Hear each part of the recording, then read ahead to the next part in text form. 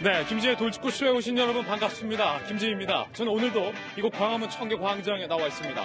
현재 미세먼지와 초미세먼지 최악을 기록하고 있습니다. 특히 서울과 경기, 충청권은 유례없이 나쁜 수준의 미세먼지, 초미세먼지 농도를 보이고 있습니다. 제가 서 있는 광화문의 미세먼지 농도는 177 마이크로그램, 그리고 초미세먼지도 123 마이크로그램, 특히 초미세먼지의 경우 76 마이크로그램 이상일 경우 최악인데 113 마이크로그램이라 최악을 넘어선 그 이상을 보이고 있습니다. 조금 전에 보셨던 것처럼 광화문의 상공은요, 여기서 청와대가 잘 보이지 않을 정도로 뿌였습니다. 함께 보시죠. 자, 평소 같았으면 저 청와대가 잘 보여야 되는데 초미세먼지와 미세먼지 그리고 이 중국과의 스모그까지 유입이 돼서 전혀 가시거리가 지금 확보되지 않고 있는 그런 상황입니다.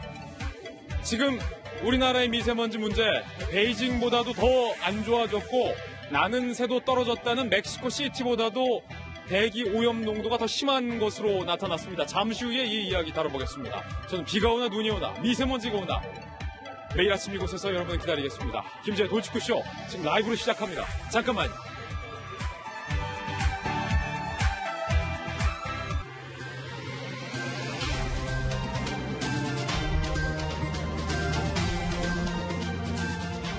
신문 읽어주는 남자입니다. 오늘이 어린아이들 유치원 개학일입니다. 그런데 많은 사립 유치원들이 개학을 무기한 미루겠다라고 해서 아이들이 오갈 곳을 잃고 있는 상황입니다. 정부와 한유총층의 강대강 대결이 지속되는 가운데 결국 그 피해는 아이들과 학부모들만 보고 있는 셈입니다. 오늘 조간신문들의 모든 일면 기사가 바로 이 한유총 사태입니다. 동아일보입니다. 개학 연기에 이어서 폐원 불사. 한유총이 강한 카드를 꺼내들었습니다. 교육부도 강한 카드로 맞대응 중입니다. 엄단하겠다, 고소하겠다라고 맞서고 있는 상황. 강대강, 한유총, 정부가 대화 거부 땐 폐원하겠다. 서울, 경기, 인천 교육감은 그러자 그럼 허가 취소하겠다라고 얘기가 나왔어요. 개학을 연기한 유치원 수도 차이가 납니다. 한유총 측이 밝힌 곳은 전국 1533곳이 오늘 유치원 문 닫는다 이렇게 밝혔고 교육청에서 추산한 곳은 381곳이 오늘 문 닫는다. 양쪽의 통계 차이가 큰데 어느 쪽이 맞더라도 오늘 유치원 못 가는 아이들의 수가 한두 명이 아닌 것만큼은 분명해 보입니다. 잠시 후 오늘 문 닫은 사립 유치원 현장에 저희 채널A 기자가 나가 있습니다. 현장 연결하겠습니다. 다음 신문입니다. 이번엔 조선일보입니다. 한유총이 주장한 대로 1533곳의 유치원이 오늘 문 닫는다는 것을 가정했을 때 어린이들 19만 명이 오늘 유치원을 못 가는 겁니다. 그러면 엄마 아빠들 어떻게 됩니까? 직장 가시는 맞벌이 하는 엄마 아빠들 급하게 반차 쓸 수도 없는 노릇이고 이 아이들을 케어해줄 사람이 없다는 거죠. 학부모들은 정부가 4개월간 도대체 뭐 했냐라고 분통을 터뜨리고 있습니다. 어떻게 개학 전날까지 이러냐는 겁니다. 주말 내내 인터넷에서 불만이 쏟아졌습니다. 정부와 한유총 강대강 대치 지속. 정부가 유독 유치원에만 무관용이다. 갈등을 키우고 상황을 악화하고 있다라는 지적도 제기되고 있습니다. 이 사립 유치원의 비리 문제를 처음으로 고발해서 우리 사회에 경종을 울렸던 박용진 의원 잠시 후에 직접 이야기 나눠보겠습니다. 다음 신문입니다. 이번에 중앙일보입니다. 각설하고 사진부터 보시죠. 두 장을 준비했습니다. 이 사진은 3월 3일 사진입니다. 어제 사진이고 그리고 이 사진은 작년 이맘때쯤의 사진입니다. 같은 지역의 사진입니다. 얼마나 한반도의 미세먼지, 초미세먼지가 심각해졌는지 말이 필요 없습니다. 이 두 장의 사진으로 수많은 기사를 대체하는 것 같습니다. 문재인 대통령은 당선 전후에 미세먼지를 30% 줄이겠다라고 공언한 바 있습니다. 그 공약 잘 지켜지고 있는 게 맞는 것인지 잠시 후에 따져보겠습니다. 다음 신문입니다. 이번에 경향신문입니다. 김정은 위원장이 빈손 귀국길에 올랐습니다. 이번 북미회담 결렬의 소득은 굳이 소득을 따져보자면 미국 측의 요구를 정확히 파악한 것이다. 이거를 꼭 결렬되고 나서야 아는 겁니까? 미국은 계속해서 영변 플러스 알파를 주장해 왔는데 이번 북미회담 결렬을 보면서 정말로 김정은 위원장이 비핵화의 의지가 있는 것이냐라고 의심을 갖는 분들이 늘어나고 있습니다. 비핵화에 대해서 북한이 의지가 있는 것인지 청와대의 문재인 대통령은 긴급 비상대책회의를 가졌습니다. 당일치기 남북정상회담을 검토 중이라는 사실을 저희들 취재했습니다. 잠시 후에 그 이야기 나눠보겠습니다. 다음 신문입니다. 이번에 한국일보입니다. 만약에 청와대의 구상대로 당일치기 남북회담을 한다면 만나는 것까지는 좋은데 만나서 무엇을 해야 하느냐? 전문가들은 이렇게 제언을 하고 있습니다. 한국일보 1면입니다. 문재인 대통령이 김정은에게 핵 농축시설 해체를 설득해야 된다. 그러니까 영변 플러스 알파를 김정은에게 받아내야 한다. 트럼프도 못했던 걸 문재인 대통령이 해야 한다라고 전문가들은 제언하고 있습니다. 그렇지 않고선 만난다 한들 중재가 될 수 없다. 전문가들은 비관적인 전망을 내놨습니다. 잠시 후에 그 얘기도 나눠보겠습니다. 다음 신문입니다. 이번에 한겨레 신문입니다.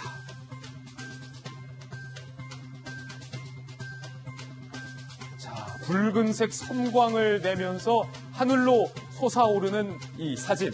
바로 민간 우주선 스페이스 X가 발사에 성공했습니다. 우주에 있는 우주 정거장에 도킹까지 성공을 했습니다.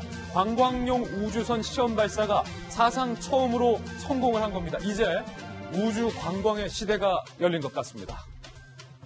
물론 돈만 있다면 우주도 관광할 수 있다. 잠시 후에 이 소식도 오늘의 핫플에서 생생한 영상으로 준비했습니다. 지금까지 신문 읽어주는 남자였습니다. 네, 오늘 아침 저와 함께 등판한 등판 선수부터 소개를 해드리겠습니다. 저희 돌직구쇼 전담 변호사의 변원봉 변호사님, 그리고 이번 한유총 비리 문제를 선두에서 이끌고 있는 민주당의 박용진 의원, 그리고 바르다 박 선생, 우리 청와대 박정화 전 대변인, 그리고 베테랑 채널A 기자 박소윤 기자와 돌직구쇼의 시그니처 김병민 박사님 모셨습니다. 모두 어서 오세요. 안녕하세요. 네, 오늘의 탑뉴스로 월요일 아침 돌직구쇼의 문을 힘차게 열겠습니다.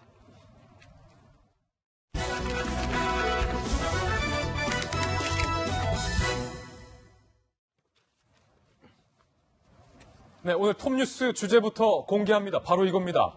19만 명의 어린이들이 오늘 유치원을 못 가고 집에 있을 수 있습니다. 그렇다면 이 어린아이들을 돌봐야 하는 맞벌이 부모들은 어떻게 해야 할까요? 오도 가도 못하고 발만 동동 구르고 있는 상황입니다. 한유총 측이 개학 연기를 선언한 이후에 정부와 유치원 측이 강대강으로 맞서고 있습니다. 피해는 어린아이들만 보고 있는 셈입니다. 먼저 한유총 측의 이야기부터 들어보겠습니다.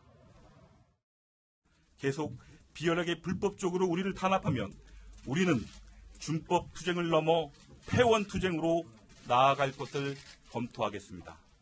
더 많은 변화가 있을 것 같은데 현재 집계된 수는 다음과 같이 1,533곳.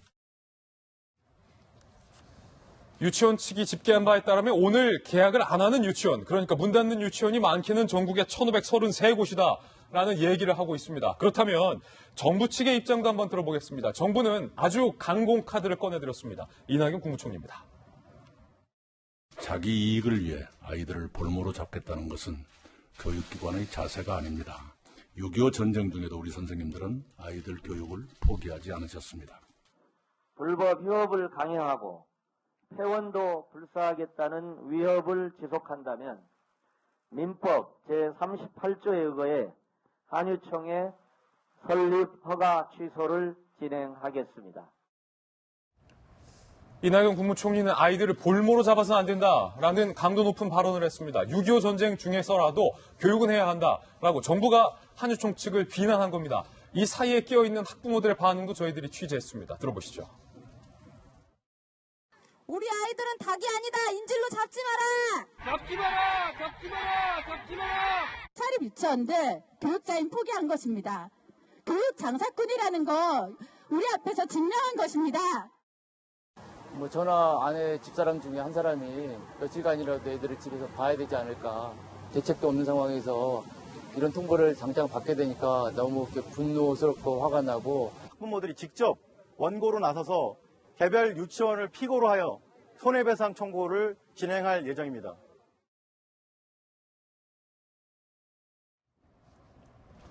네, 한유총 측과 정부의 강대강 대결 속에서 우리 학부모들은 정말로 울고 있습니다. 지금 유치원 현장에 저희 취재 기자가 나가 있습니다. 오늘 문 닫은 유치원에 저희 정현우 기자가 나가 있는데 현장을 한번 연결해 보겠습니다.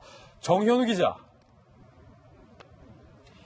네, 서울 도봉구 사립유치원 앞에 나와 있습니다. 네, 지금 나가 있는 유치원이 원래 오늘은 개학할 예정이었다면서요? 네, 말씀하신 것처럼 지금 제가 나와 있는 유치원 원래 오늘 개학할 예정이었습니다. 하지만 보시는 것처럼 현재 불이 꺼져 있고 문도 굳게 닫혀 있는데요. 오늘 아침까지 교육청이 개학 여부를 계속 확인하려 했지만 끝내 연기 여부에 대해서 응답하지 않았습니다. 결국 한유총의 집단 개학 연기에 동참하고 나선 겁니다. 서울시교육청은 잠시 후 담당 장학사 등을 이곳에 보내 예정대로 개학하라는 내용의 시정명령을 전달할 예정인데요. 교육당국은 시정명령서를 받은 유치원들이 내일까지 개학하지 않으면 모두 고발하겠다는 방침입니다. 야, 이게 가장 큰 문제는요. 맞벌이 부모님 같은 경우는 아이들을 유치원에 보내야 이게 출근을 하는데 돌봐줄 사람도 없어서 참 고민일 것 같은데 개학을 미룬 유치원에 다니는 아이들은 그럼 어떻게 됐나요? 네, 정부는 개학 연기로 인해 돌봄이 필요한 아이들을 일단 가까운 병설 유치원이나 국공립 어린이집으로 분산 배치했습니다. 오늘 아침에 유은혜 사회부총리가 개학 연기 유치원이 경기 지역에서 가장 많은 용인시를 찾아 현장을 살피기도 했는데요. 문제는 이 같은 긴급 돌봄 체제가 장기화될 가능성도 있다는 겁니다. 아까 말씀드린 것처럼 정부는 내일까지 문을 열지 않는 유치원은 모두 형사 고발하겠다는 입장인 반면 한유총 측은 정부가 대화에 나서지 않으면 폐원도 불사하겠다고 맞서고 있기 때문인데요. 상황이 이렇게 되자 일부 학부모들은 한유총을 규탄하는 집회를 열거나 손해배상 소송을 준비하고 있습니다. 지금까지 개학 연기 유치원 현장에서 전해드렸습니다. 자, 개학을 미룬 유치원 수, 정부가 집계한 것과 유치원 측이 밝힌 것이 크게 차이가 나고 있습니다. 그 현황 함께 보시죠. 한유총은 1,533곳이 오늘 문 닫는다. 약 전체 사립유치원의 40%가 문 닫는다. 그런데 교육부에서는 전체 10% 정도다. 381곳이다. 그런데 저희들이 지금 현장 발빠르게 취재하고 있는데 교육부 집계는 좀 크게 틀린 것 같아요. 한유총과 교육부 사이에 아마 문 닫은 유치원이 있지 않을까. 어쨌든 보통 일은 아닌 것 같아요. 박용진 의원님. 네. 이 모든 발단이 박용진 의원의 문제 제기로부터 시작이 됐는데 지금 한유총 측에서 오늘 개학을 해야 되는데 개학을 안 하겠다라고 하고 있는 이유가 뭡니까? 일단 교육자로서 가지지 말아야 될 태도라는 건 분명을 합니다. 왜냐하면 자신들이 요구하는 게 있다 하면요. 그런 걸 이렇게 집단 휴원이나 폐원이나 개학 연기 말고 다른 방식으로 얼마든지 할 수 있고요. 방학 기간을 이용해서 얼마든지 할 수 있지 않습니까? 아이들을 볼모로 잡았다. 굳이 왜 개학에 맞춰서 학부모들 불안하게 하고 국민들 불안하게 하면서 이런 행동들을 본인들의 요구를 관철시키려고 하는지가 저는 이제 납득이 되지 않고요. 이분들이 요구하는 게 핵심이 뭐냐면 자신들이 건물을 제공하거나 자신들이 그 땅을 제공해서 유치원을 설립을 합니다. 그 유치원 설립을 해서 운영을 지금까지 해왔는데 대한민국 사립 학교, 초중고등학교나 대학교의 경우에 그 시설, 땅과 건물에 대한 기여금 이런 것들을 이익으로 보존해 주는 데는 없습니다. 그리고 특히나 설립자가 설립자가 그 기여분을 가져가도록 해주는 데는 없어요. 그러니까 유치원만 유독 그걸 요구를 하고 있고요. 그래서 저희들 요구는 뭐냐면 유치원 운영에서 남는 돈 가져가시는 것 아무도 뭐라고 안 합니다. 다시 말씀드리는데 유치원 원장님들 중에서 국회의원인 박용진보다 월급 많이 가져가는 분들이 있습니다. 그래요? 연 2억 넘게 가져가시는 분들 있습니다. 예. 이분들이 그런데 대부분의 분들이 왜 월급을 통해서 자기들이 상한 제한이 없는 월급을 통해서 이익을 가져가면 되는데 왜 저러느냐? 그동안 월급으로 가져가게 되면 소득세를 많이 내니까 이 세금을 덜 낼 요량으로 그 이익 자신들이 취해갈 수 있는 거를 유치원에서 생활비를 가져가거나 예전에 유치원 이제 교육 예산으로 백도 사시고 다른 용품 사시는 분들 많으셨잖아요. 그래서 유치원을 쌈짓돈처럼 유치원 원비를 쌈짓돈처럼 운영하고 가계부 회계를 거기다가 해버렸던 겁니다.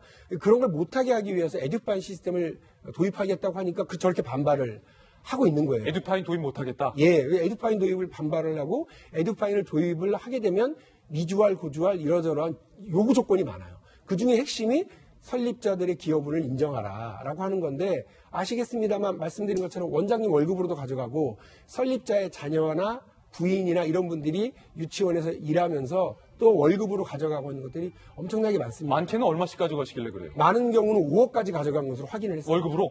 예. 연봉으로? 가족이요. 예. 그래서 이런 경우를 보다 투명하게 좀 할 수 있도록 하자라고 하는 것이 제 요구고 교육당국의 요구고 우리 학부모들의 요구입니다. 근데 이런 거 다 싫고 아이들을 볼모로 해서 내 이익을 우선하기 위해서 저렇게 요구를 하신다. 납득되기가 어렵고요.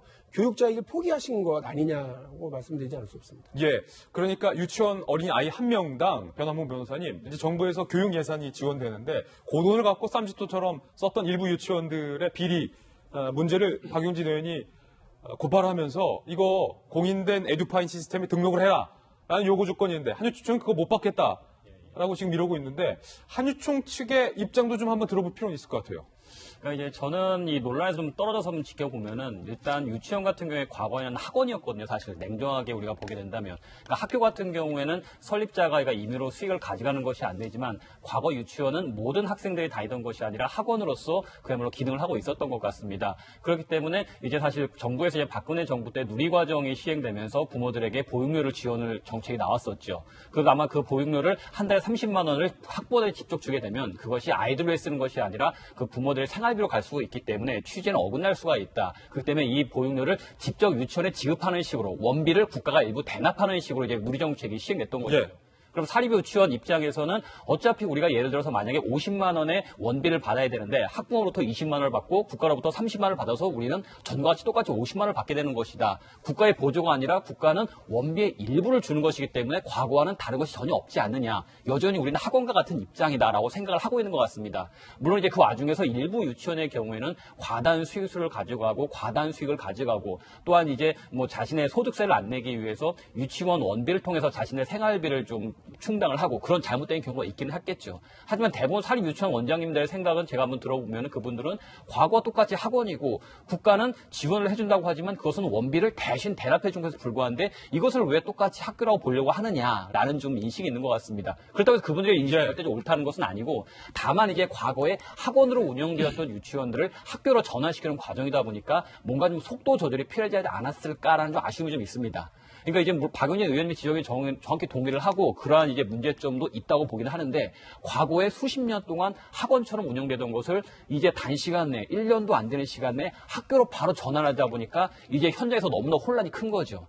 적어도 어느 정도 시간을 두면서 차츰차츰 나가는 게 맞지 않았을까. 그랬다면 좀 갈등을 좀 최소화할 수 있지 않았을까라는 그런 아쉬움이 좀 있습니다. 그러니까 이 사립 유치원을 유치원 측과 정부에 보는 관점이 다른 것 같아요. 박수영 기자. 그러니까 정부에서는 아니 그거 사유재산 아니다. 교육기관이다. 공교육이다. 박용진 의원을 포함해서 이렇게 지금 이야기를 하고 있는데 유치원 원장님 측은 아니 내 땅에 내가 건물 올려서 내 돈 넣어서 내가 유치원 선생님도 뽑아서 내가 내 월급 주는데 거기서 남는 이익 내가 쓰는데 그게 뭐냐? 뭐가 문제냐? 뭐 이런 입장인 거죠? 네, 그렇습니다. 그런데 이런 문제가 생겼죠. 아까 말씀하신 것처럼 정부 지원금이 들어가는 문제가 생겼습니다. 물론 학원 원장 입장에서는 이게 뭐 정부 지원금으로 오던 뭐 원비로 뭐 학부모가 내는 돈으로 오던 우리는 똑같다라고 하지만 이 국민들이 세금을 내는 입장에서는 그게 똑같을 수가 없는 거죠. 어쨌든 유치원 운영비 같은 경우에는 지금 운영비의 한 절반 가까이가 뭐 각종 다양한 지원을 통해서 정부의 세금과 지자체의 돈이 들어가고 있는 상황이거든요. 그런 상황에서 이렇게 비리까지 공개되다 보니까 에듀파인을 도입해야 된다 이런 얘기가 나오는 건데요. 물론 이 지금 상황에서 한유총이 할 말이 좀 많이 부족한 건 맞죠. 그런데 문제는 이 문제가 노출이 된 게 벌써 지난해 10월입니다. 지난해 10월에 이 다양한 사립 유치원의 비리가 공개가 되면서 이 문제가 불거졌고요.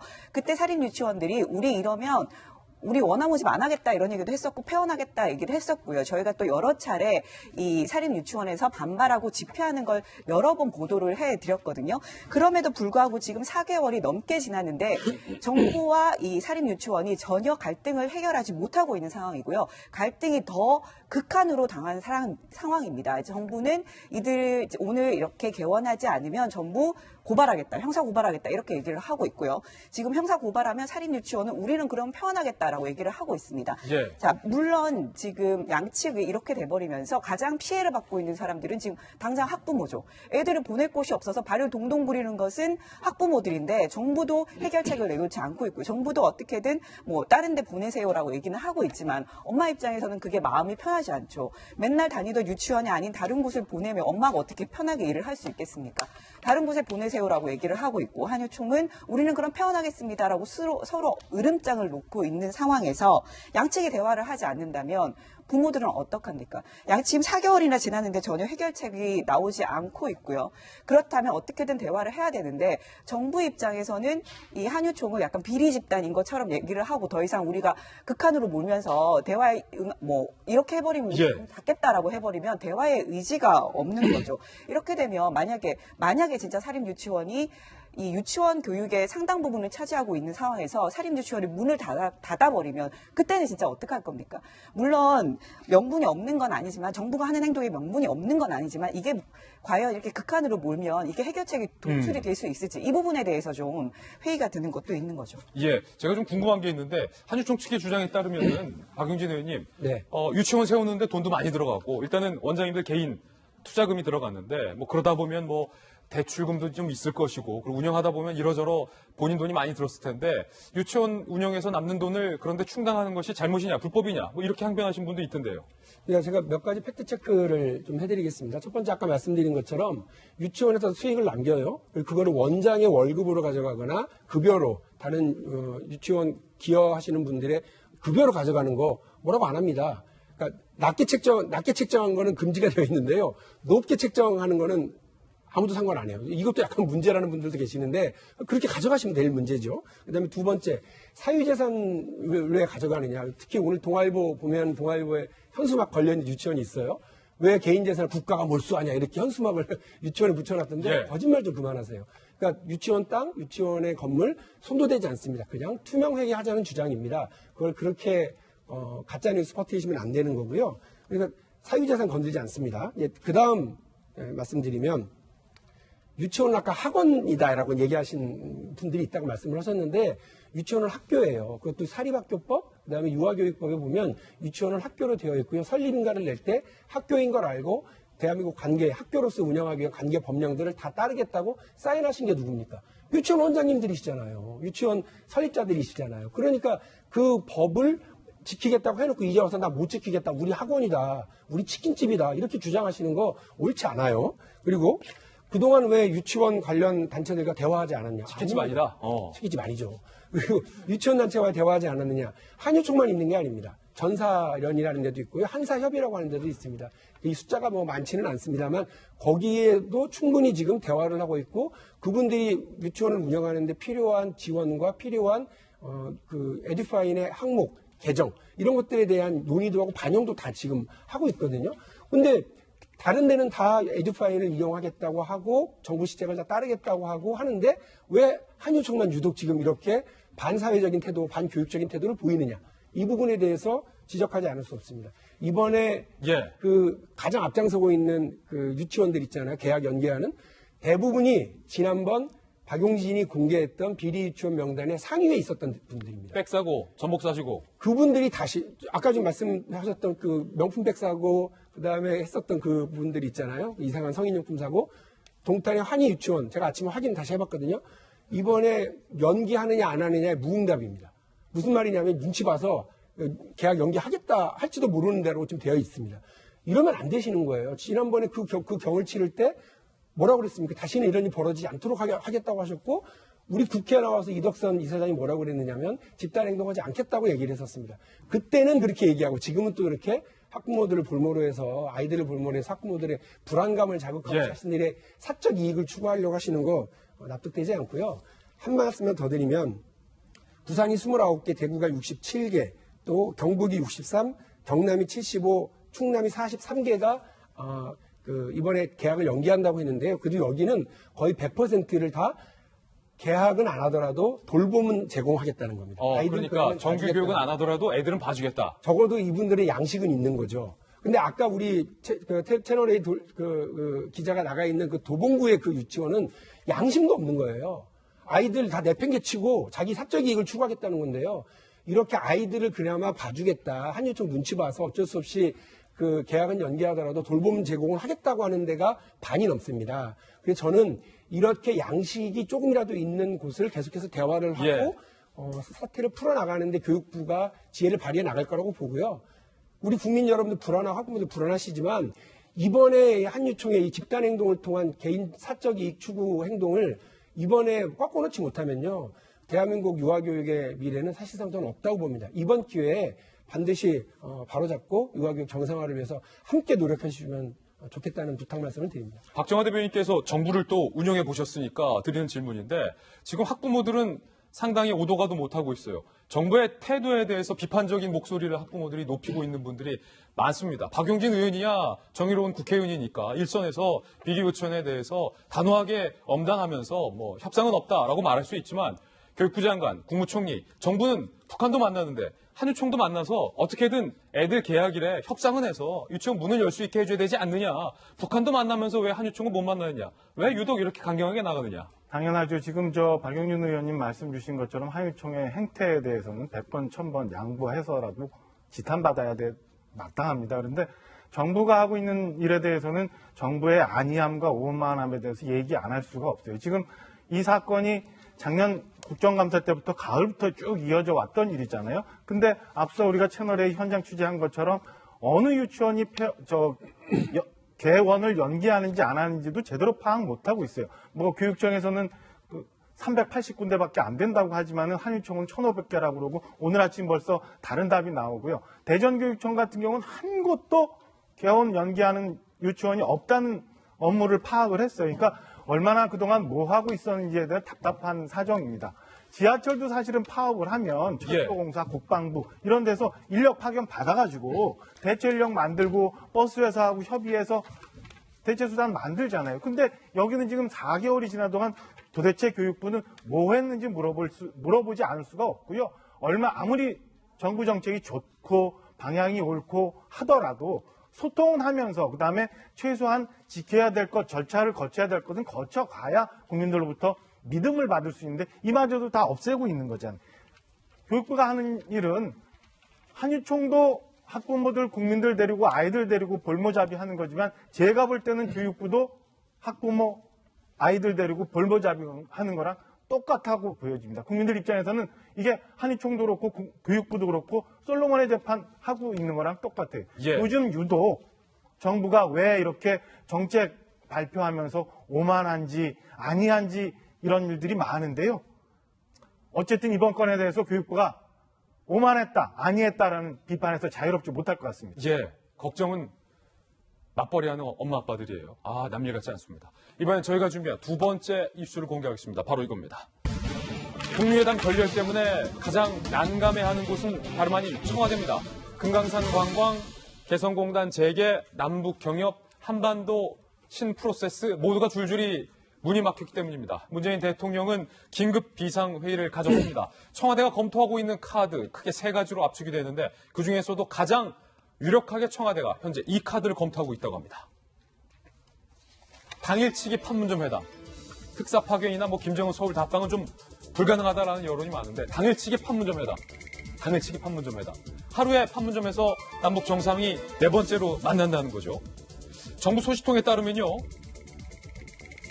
정확히 어떤 국무회에서 회담이 결렬됐는지 핵심 입장차가 무엇인지 정확하게 깜깜이 상태다. 그러면서 북미와 접촉을 통해서 정확한 정보를 모으는 게 급선무다라는 입장을 정부 당국자는 소식통은 그렇게 얘기를 한 바 있습니다. 김병민 박사님, 이제 대통령과 김정은 위원장이 결렬 이후에 판문점에서 다시 급하게 만나는 건 좋은데 이제 만나서 무엇을 이야기해야 하느냐라는 문제를 문재인 대통령이 맞닥뜨리게 됐는데 두 가지 카드가 있겠죠. 북한의 입장을 문재인 대통령이 갖고 워싱턴에 가서 트럼프 대통령에게 김정은 위원장의 진정성을 믿고 좀 해줘라, 제재 풀어줘라 라고 얘기하든가 아니면 트럼프 대통령의 주장대로 영변 말고 다른 곳을 김정은 위원장에게 핵시설 해체하라, 비핵화 제대로 하라 라고 따끔하게 경고를 해주던가 대통령 어떤 것 할까요? 문재인 대통령은 그 둘 중에서 어느 것도 선택하지 못하게 되는 상황이 아닐까라는 우려를 짙게 나타낼 수밖에 없는데요. 이번 북미 정상회담의 기념 주화가 있습니다. 그 기념 주화에는 핵심 당사자가 김정은 위원장과 트럼프 대통령이지만 중간에 문재인 대통령이 이렇게 포함이 되어 있습니다. 그만큼 북미 정상회담 과정 속에서 문재인 대통령의 중재자 역할이 중요했다는 걸 볼 수가 있는 건데요. 사실 원점으로 돌아갈 수밖에 없는 상황이 놓인 것 같은 게 이번 북미 정상회담이 최종적으로 시행이 되기 전에 문재인 대통령이 얘기했던 것은 북한과 미국 두 정상 간의 종전선언이 될 수도 있고 이것만으로도 의미가 있다고 얘기를 한 바가 있고요. 트럼프 대통령과의 통화를 통해서 북한의 비핵화에 대한 상응 조치로서 필요한 모든 남북 경협에 대해서는 우리 정부와 떠맡은 용의가 있다는 얘기를 하게 됩니다. 그 모든 것들은 결과적으로 북한이 정상국가로 나아갈 수 있기 위한 과정들에 대한민국 정부의 역할을 하겠다는 것인데 그 어디에도 북한이 완전한 비핵화의 길에 나서도록 이 견인할 수 있는 장치들은 사실 보이지가 않았거든요. 트럼프 대통령이 이번에 북미 정상회담이 결렬했지만 미국 내 여론들은 나쁘지 않은 상황인 것 같습니다. 예. 특히나 미국 민주당의 낸시 페로시 하원의장 같은 경우는 그런 얘기를 하게 되는데 나쁜 딜보다는 오히려 노딜이 낫다는 표현을 쓰게 됩니다. 사실 우리가 가장 두려워하고 걱정했던 것은 만약에 트럼프 대통령이 미국으로 향하는 ICBM 등에 대해서 일부의 조건들을 받고 거기에 대해서 일부 미국 내의 정치적 입지를 강화하기 위해서 북한의 제재 완화를 하게 되는 조치를 취하게 된다면 대한민국이 핵을 이고 살게 되는 굉장히 어려운 상황에 처하지는 않을까라는 생각이 들었는데요. 결국 미국의 선택은 북한이 완전한 비핵화의 길에 나서지 않을 경우에 거기에 대한 상응 조치는 없다는 게 분명해졌습니다.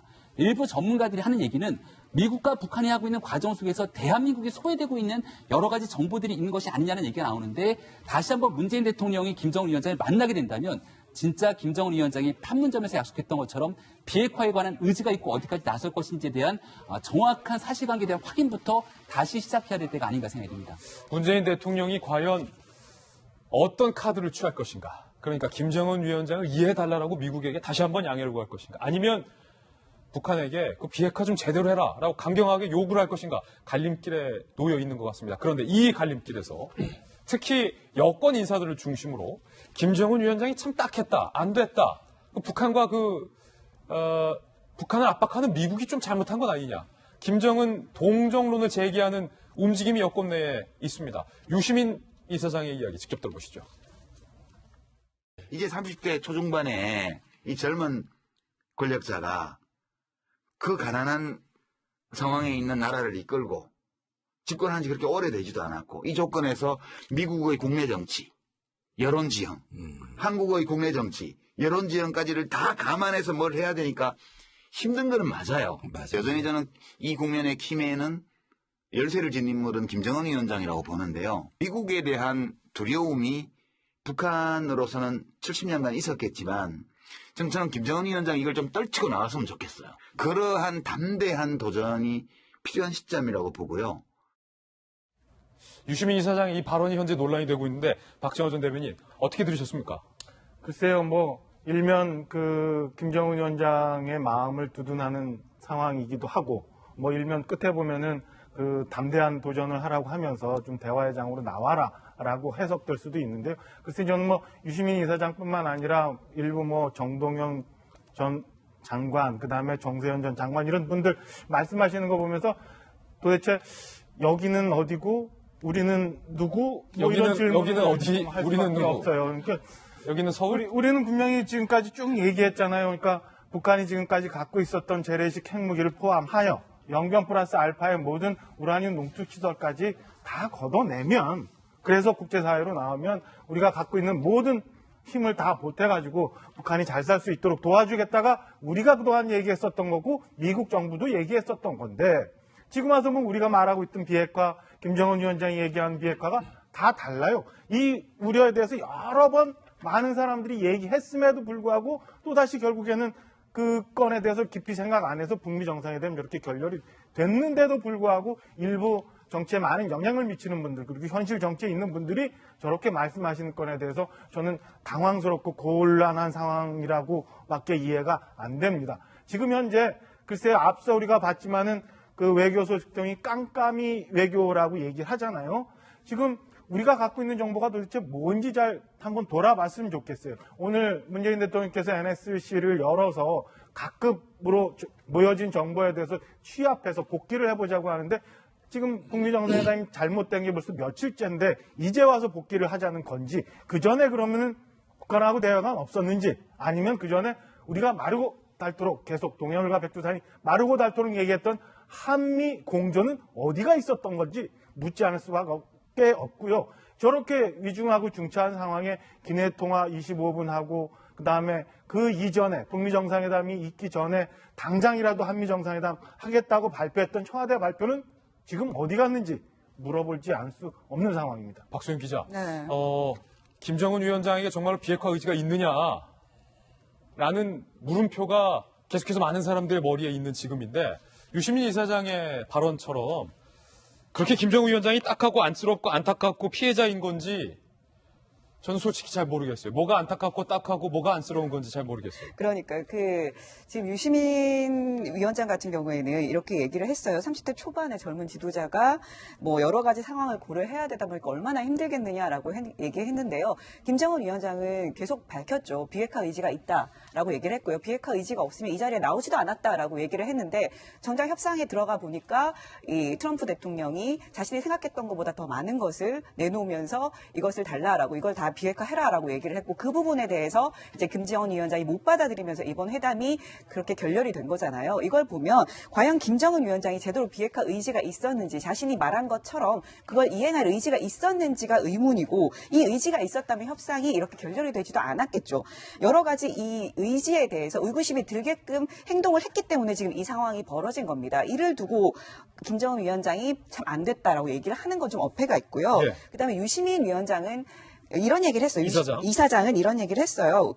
우리 정부가 북한이 좀 조금씩 내주는 거래보다는 한 번에 좀 대담하게 다 던져버리는 식의 협상을 해라라고 좀 건의해보는 건 어떻겠느냐라고 제안을 했거든요. 이 부분에 대해서는 좀 빅딜을 좀 받아들이는 게 어떻겠느냐라고 해석될 여지가 있기 때문에 이 부분은 어느 정도 공조하는 부분이 있지만 김정은 위원장에 대해서 그렇게 뭐 동정을 한다거나 이런 시각을 가지는 것은 좀 논란의 여지가 있지 않나 싶습니다. 평양 시민들의 반응은 어떨까요? 과연 평양 시민들은 북미 회담이 결렬됐다는 것, 김정은 위원장이 영변 말고는 비핵화의 의지를 밝히지 않았다는 사실을 알고 있을까요? 평양 시민들의 반응입니다.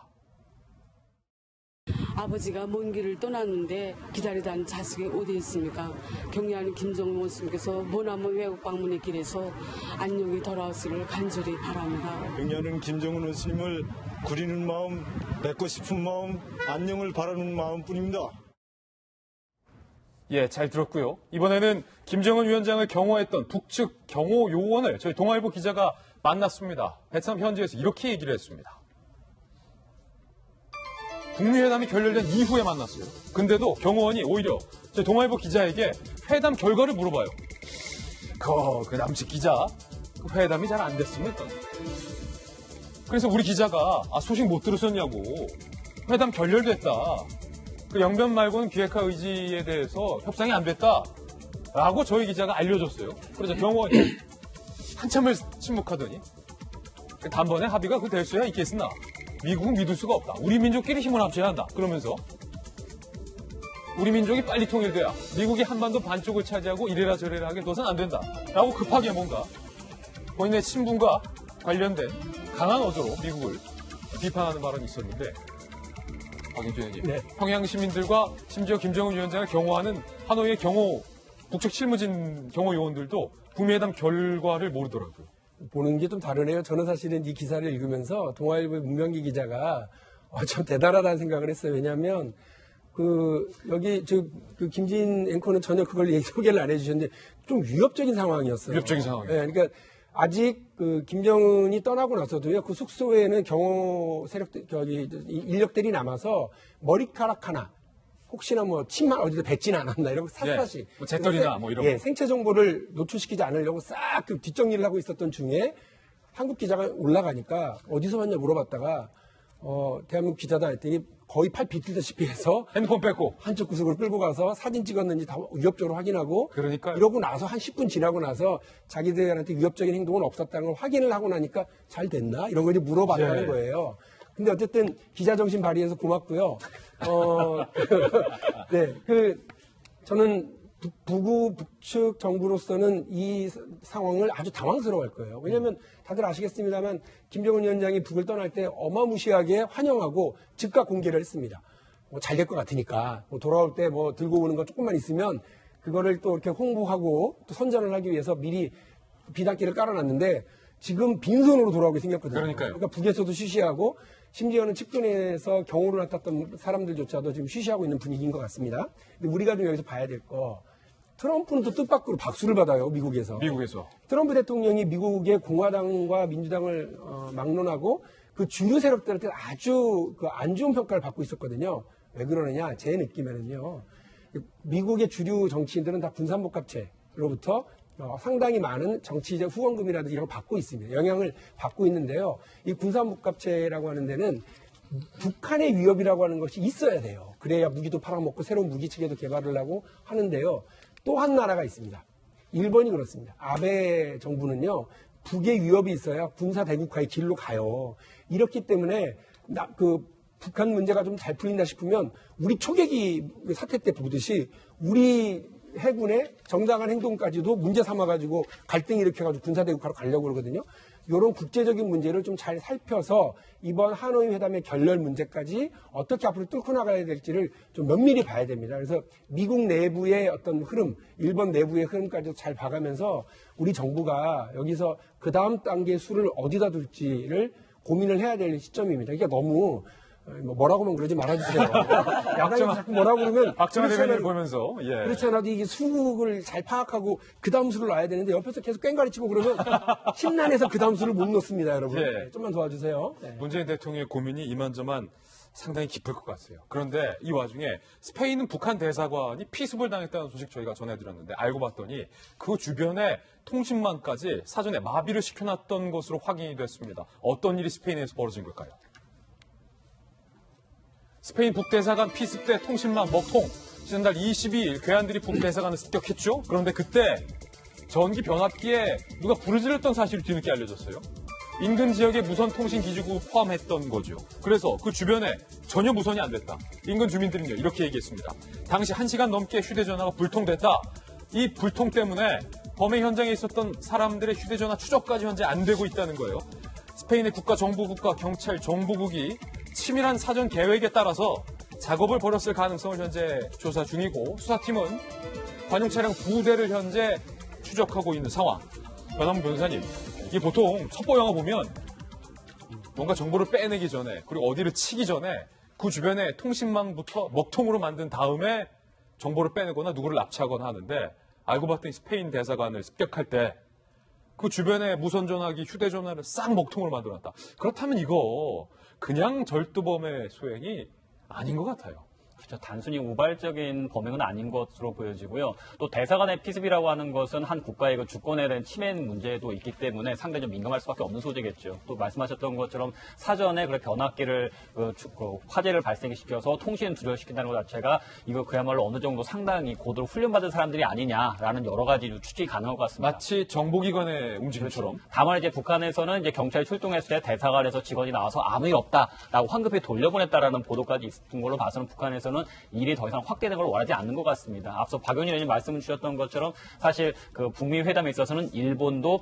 자국의 안전까지 완전히 보장되지 않는다면 반대하는 입장이고 중국의 입장에서도 북한이 미국과 직접 통행하는 것보다는 자신들에 대한 기대를 필요하기 때문에 여러 가지 국제적인 역학관계가 고려되는 상황에서 정보기관의 소행이 아닌가라는 의심스러운 사태까지 발생했다는 것은 북한의 핵 문제가 단순히 북미만의 문제, 남북만의 문제는 아니라는 걸 보여주는 게 아닌가 싶습니다. 그렇군요.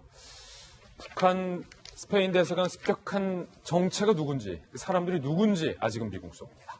이번에 저희가 준비한 세 번째 이슈를 공개하겠습니다. 제가 오프닝 때 제가 방송을 해야 되기 때문에 마스크를 못 썼지만 사실 1급 발암물질로 지정된 물질들이 초미세먼지 가운데 많이 포함이 되어 있습니다. 우리 시청자 여러분들께서는 꼭 오늘 미세먼지를 대비한 마스크를 쓰셔야겠습니다. 오늘 중앙일보 1면에 나와 있는 사진부터 저희가 준비했는데 함께 보시죠. 올해 모습과 작년 모습, 제2롯데월드 타워가 보이느냐 안 보이느냐. 과연 우리가 우리 아이들을 대한민국 수도 서울에서 그리고 대한민국 충청권, 경기권, 강원권, 제주에서 안전하게 키울 수 있느냐의 문제에 직결된 문제이기 때문에 오늘 심각하게 다뤄봅니다.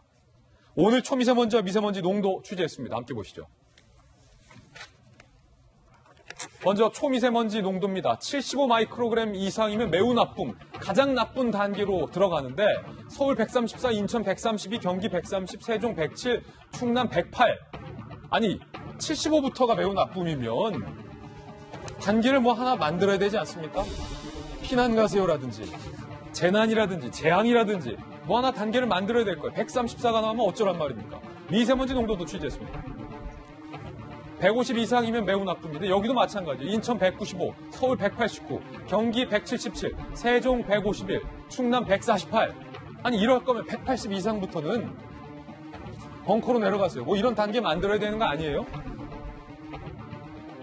미세먼지, 초미세먼지 구분 수치가 전혀 의미 없는 최악의 수치들이 지금 연일 나오고 있다는 얘기입니다. 급기야 중국보다 우리가 더 나빠졌습니다. 어제 베이징 105, 칭다오 132였는데 세종이 148이에요. 이럴 거면 베이징에 사는 게 낫죠. 세종에 사는 분들. 이런 얘기가 지금 실제로 세종시에 사는 커뮤니티에 댓글로 올라오고 있습니다. 중국보다도 더 많이 나옵니다. OECD는요, 2016년에 일찍이 이런 보고서를 냈습니다. 한국이 이대로라면 2060년에 인구 100만 명당 조기 사망자 수가 1109명에 이를 것이다. 미세먼지, 초미세먼지 지금처럼 아무 대책 없이 손 놓고 있다간 2060년에 다 죽는다는 거예요. 더군다나 나는 새도 떨어져 죽었다는 멕시코 시티보다도 우리나라의 공기질이 더 안 좋아진 것으로 집계가 됐습니다. 지금 보고 계신 게 멕시코 시티 영상입니다. 세계에서 가장 공기 오염이 심각한 도시, 세계에서 가장 미세먼지, 초미세먼지 문제가 심각한 도시, 세계에서 가장 발암물질 공기 중에 많았던 도시, 멕시코 시티 모습입니다. 살펴보시면 멕시코 시티보다 지금 서울이 훨씬 더 대기 오염 정도가 심각한 것으로 나타났습니다. 멕시코 시티에서 도대체 무슨 일이 있었던 걸까요? 1987년 2월에 멕시코 시티 상공에서 수천 마리 새가 떨어져 죽은 사건이 발생했는데, 박수윤 기자, 저 새들이 저때 왜 떨어진 겁니까? 네, 지금 보시는 것처럼 1987년 2월에 있었던 일인데요. 이 멕시코 시티 같은 경우는 멕시코의 수도죠. 고산지대에 있습니다. 그리고 산소가 많이 부족하죠. 그러다 보니까 이 멕시코 시티면 정말 수도기 때문에 굉장히 차도 많고 사람도 많고 이런 상황에서 그 산소가 별로 없으니까 공기 오염이 굉장히 심각하고 미세먼지도 굉장히 많았던 상황이었거든요. 자, 그래서 1980년대에 가장 공기질이 안 좋았던 곳 하면 뭐 중국이나 인도도 아니고 바로 이 멕시코 시티를 꼽는데요. 이 멕시코 시티에서 1987년 2월에 갑자기 하늘을 날던 새 수천 마리가 다 떨어져서 죽은 겁니다. 예. 아니 이 새들이 왜 죽었지라고 해서 보니까 바로 이 새들이 극심한 대기 오염으로 인해서 납, 카드뮴, 수은 등의 중금속에 오염이 됐고 그거에 오래 노출되면서 갑자기 다 죽은 겁니다. 그만큼 이 미세먼지가 해롭다는 것을 보여준 대표적인 사건이기도 합니다. 그렇군요. 김배인 박사님, 아이를 셋이나 키우고 있잖아요. 딸 둘에 아들 하나. 막내 아들 이름은 김준. 멕시코 시티보다 안 좋다는데 학부모들, 엄마 아빠들 걱정이 이만저만이 아니에요. 이번 같은 경우는 주말 내내 미세먼지가 너무 심했기 때문에요. 어디 나갈 수가 없는 상황이었습니다. 차를 타고 어디 그 안에서 좀 놀 수 있는 곳이 없을까 싶어서 미세먼지를 피해서 대형 쇼핑몰에 가니까 너무 사람이 많아서 차 들어갈 수가 없더라고요. 그만큼 이렇게 공기질이 악화되고 있는 상황이 대한민국에 있는 거의 모든 사람들에게 다 영향을 미칠 거다라는 생각이 드는데요. 과거에는 3한4온이 3한3이라는 표현이 있지 않았습니까?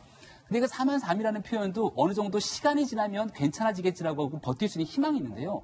이제 막 봄이 시작됐습니다. 봄이 시작되고 있는 초입에서부터 미세먼지가 가실 줄 모르는 상황이기 때문에 이 정도가 된다라면은 결국 언제까지 우리가 이 미세먼지를 감당하고 살아야 될 것인가라고 하는 우려가 굉장히 커질 수밖에 없는 거죠. 작년 같은 경우에 미세먼지가 급격하게 촉발되기 시작하면서 미세먼지 비상 저감 대책 조치들을 발표합니다. 여기에 대해서도 여러 가지 갑론을박들이 있는 상황이었지만 지금은 그 조치들에 대해서 우리 정부 당국이 너무 기계적으로 대응하는 것이 아닌가라는 생각이 드는데요. 이 미세먼지 비상 저감 조치 같은 경우는 심지어 주말에는 작동조차 하지 않는 상황이라고 합니다. 예. 저는 이 정도까지의 상황이 촉발됐으면은 아마 올 봄에는 우리가 상상하기 어려운 미세먼지들이 발생할 겁니다. 그러면 지금 우리가 유치원에서 보는 정부의 대응이라는 건 상당한 강경 조치를 취해서 과거의 악습들을 끌어내겠다라는 의지를 보여주잖아요. 미세먼지에 대해서 유치원에 대응하는 것 이상의 대응들을 펼쳐야 되는 것이 우리 정부의 취해진 역할인데 미세먼지에 대한 대응 컨트롤 타워가 어딘지, 과연 이 문제를 해결하기 위해서 우리 정부는 어떤 노력을 하고 있는지에 대해서 전혀 알 수가 없는 상황입니다. 예. 미세먼지 이대로 촉발되게 되면은 결국은 미세먼지를 통해서 우리 국민들의 건강에 관한 문제가 가장 심각한 사회 문제로 떠오를 수밖에 없기 때문에 지금 이 순간 과연 청와대와 정부 여당의 조치가 어떻게 돼야 되는지 국민들이 많이 궁금해하는 대목인 것 같습니다. 미세먼지 마스크들 많이 쓰실 텐데 미세먼지 마스크 하나에 거의 20만 원에 육박하는 마스크까지 나왔습니다. 함께 보시죠. 영국산 마스크 F 제품 가격을 보면요. 백화점 판매가가 18만 6천 원. 한 장에 20만 원 가까이라는 거예요. 스웨덴사 A 제품은 가격이 한 장에 10만 원대 육박한다라는 겁니다. 이 미세먼지 마스크가 어떤 마스크인지 영상도 한번 준비되는데 함께 보시죠.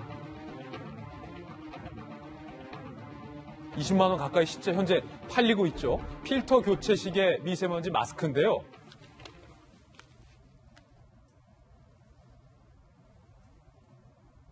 자, 겉표시를 펴시면 처음에는 이렇게 겉에 일반 마스크처럼 되어 있습니다. 그런데 저 안에를 분리하면은 지금 저 안에 저 공기 정화 필터가 들어가 있습니다. 코와 입을 막을 수 있는 이렇게 3중으로 미세먼지 마스크 필터를 결합할 수 있고 겉에 마스크 필터를 교체할 수 있는 형식으로 되어 있어서 뭐 미세먼지가 많이 차단이 된다고 하는데 문제는 박정환 대변인 이제는 우리 엄마 아빠들이 아이들 써야 되죠. 우리 써야 되죠. 그러니까 한 달에 뭐 그냥 일반 몇천 원짜리 미세먼지 마스크 사는데도 한 달에 뭐 20만 원, 30만 원, 수십만 원 드는데 학교에 가보면요. 이제 어떤 아이들은 뭐 20만 원짜리 고가의 마스크 썼는데 돈 없는 집 애들은 그냥 2,000원, 1,000원짜리 마스크 쓰고 오면 아이들 사이에서 비교한다는 거예요. 옛날에 그런 적이 있었어요. 그러니까 겨울방학에 아이들 방학 끝나고 나오면은 잘 사는 집 애들은 선탠하고 나와서 이제 시커매져서 오고 그렇지 못한 아이들은 허옇게 와서 이게 어떻게 된 거냐. 보통 잘 사는 집이 얼굴이 허해서 와야 되는데 해서 알고 봤더니 겨울방학 내내 이제 좀 여유 있는 집안들은 다 동남아나 어디 하와이나 이런 데 여행 갔다 와서 선탠하고 왔다는 거 아니에요? 지금 또 그런 결과가 나올 것 같아요. 그러니까 비무격차. 조금 여유 있는 집은 저렇게 20만 원 가까이 하는 마스크 끼고 그렇지 못한 학생들은 그마저도 못하고 저도 오늘 아침에 방송 오느라고 나오는데 도저히 그냥 못 올 것 같아가지고 마스크를 하나 샀더니 편의점에서 제일 싼 게 2,500원 하더라고요. 2,500원짜리 사서 그래갖고 끼고 왔는데 그거 봄까지 가면은 얼마 하겠어? 한 달에 10만 원, 20만 원 훌쩍 나갈 텐데 우리 지금 그렇지 않아도 어려운 상황에 있는 사람들 20만 원씩, 30만 원씩 애들 나 포함해서 마스크 값까지 되려면 얼마나 가랑이가 찢어지겠어요. 한 달 전쯤인가 1월 중순에 미세먼지가 굉장히 심각해져서 그때 대통령도 비상대책 만들어라. 그리고 뭐 인공강우 한다. 이랬는데 미세먼지에 관한 이렇게 속수무책일지 정말 몰랐습니다. 도대체 어디까지 정부 대책을 믿고 기다려야 될런지 답답한 심정이고요. 대통령 그 전에 말씀하셨잖아요. 할 말은 하겠다고, 중국에게도 할 말은 하겠다고 하는 그 기계 한번 다시 좀 보여주셨으면 합니다. 아니 무슨 마스크가 이렇게 비싸요? 그러게요. 저는 보건용 마스크를 종종 쓰기는 하는데 하나에 한 2,000원, 2,500원 정도 하잖아요. 근데 이것도 좀 한 번 쓰고 버리기가 좀 아까워서 좀 이틀씩 쓰고 약간 좀 그렇게 하기는 어떤 분들은 하는데. 뒤집어서 쓰는데 그럼 효과 없다. 네. 그럼 효과 없다. 좀 그렇긴 한데 이렇게 성능 좋은 마스크가 이렇게 비싼 거군요. 전 처음 알았습니다. 어쨌든 뭐 이것뿐만 아니고 요즘 가정에서도 공기청정기를 사는 경우가 많죠. 워낙 공기가 안 좋다 보니까. 근데 공기청정기도 가격이 천차만별입니다. 뭐 주부들 사이에서 좀 인기가 있고 성능이 좋다는 건 뭐 수백만 원씩 그렇게 하니까요. 이게 역시 가계에 부담이 될 수 있는데요. 이러다 보니까 좀 우스갯소리처럼 미세먼지 마시는 양과 이 부모의 경제력이 반비례한다. 이런 말까지 지금 나오고 있는 상황입니다. 그러니까 돈 있는 집안의 애들은 미세먼지 영향이 없고 돈 없는 집안 애들은 그냥 미세먼지 다 노출된다. 문재인 대통령이 집권 이후에 이렇게 이야기했습니다. 들어보시죠.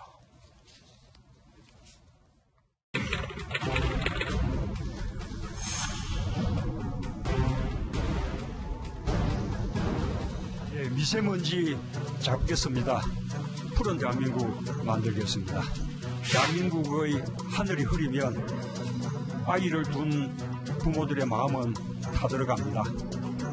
국민들은 불안을 넘어 정부의 무능과 안일에 분노합니다. 저 문재인 세계 속에서 당당한 대통령 되겠습니다. 한국 전국에게는 미세먼지 책임 당신들에게도 있다. 국민들은 불안을 넘어 전국에게는 미세먼지 책임 정부의 무능과 안일에 분노합니다.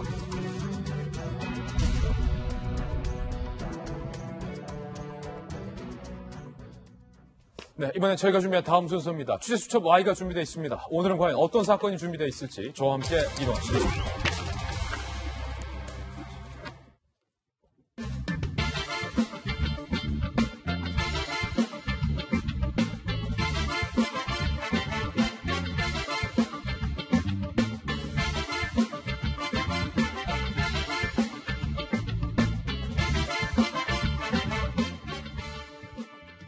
네, 취재수첩 Y입니다. 도지구청 수사반장 백기종 팀장님 모셨습니다. 어서 오세요. 안녕하십니까. 그리고 변 변호사님도 함께하겠습니다. 이 두 분과 함께 풀어볼 첫 번째 사건부터 공개합니다. 개도둑이 나왔는데 살충제를 먹여서 개를 죽인 다음에 개의 사체를 쥐도새도 모르게 가져간 묻지마 개도둑이 나왔습니다. 이거 어떻게 된 일인지 사건의 전말을 취재했습니다. 함께 보시죠. 농약고기로 남의 반려견 죽여 절도한 개도둑. 부산 강서구 김모 씨 62세 2명이 A씨 소유 반려견에게 살충제 묻은 고기를 먹여서 죽인 뒤에 사체를 트렁크에 싣고 도망가는 일이 있었어요. 그런데 2개월 사이에 부산 강서구 일대에 이런 신고가 잇따라서 있다는 거예요. 경찰이 잠복근무했는데 8번 범행 중 현행범을 체포했습니다. 앞선 7마리는 모두 다 죽은 것으로 나왔습니다. 주로 삽살개나 진돗개 등 대형 개들만 노렸다는 것, 그리고 그 개들이 희생됐다는 것. 부검 결과 메토밀이라는 성분이 검출됐는데 찐득이 퇴치용 살충제로 사용이 되는 아주 강한 살충제. 이걸 먹고 개들이 목숨을 잃었다는 거죠. 주택과 농가 가리지 않고 개를 훔쳐서 다른 업자에게 판매해서 200여만 원의 상당의 부당 이득을 취한 혐의입니다. 경찰은 이 김모 씨의 차 안에서 농약 섞인 고기를 발견했고 특수절도 혐의로 구속영장을 신청한 상황입니다. 경찰은 이렇게 얘기했습니다. 김모 씨가 범행 사실은 시인했으나 범행 동기 등은 아직 정확히 밝히지 않았다. 개의 사체를, 특히 죽은 개의 사체를 무엇에 쓰려고 가져갔는지에 대해서 이제 조사 중이다. 이렇게 나왔습니다. 백 팀장님, 이번 사건도 사전에 좀 취재를 열심히 해오셨는데 이게 어찌 보면 좀 의아스럽습니다.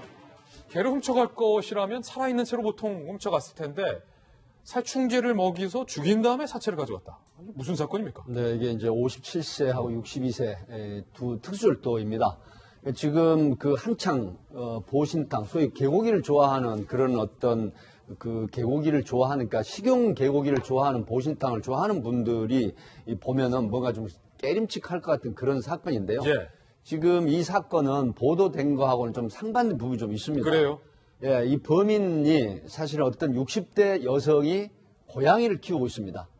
근데 고양이를 키우고 있는데 그 부산 강서구 일대에서 계속 개가 고양이를 물어 죽이고 괴롭힌다 하는 것에 앙심을 품고 그렇군요. 그리고 나서 이제 근처에 있는 개를 좀 잡아서 가져와라라고 해서 의뢰를 했다는 그런 측면인데 이게 사실은 방금 말씀하신 부분은 어떤 기사에도 현재 보도되지 않은 네네 그렇습니다. 그래서 지금 독점으로 취재한 그래서 이 부분이 지금 부산 강서경찰서 한종무 형사과장 굉장히 수사통입니다 이분이.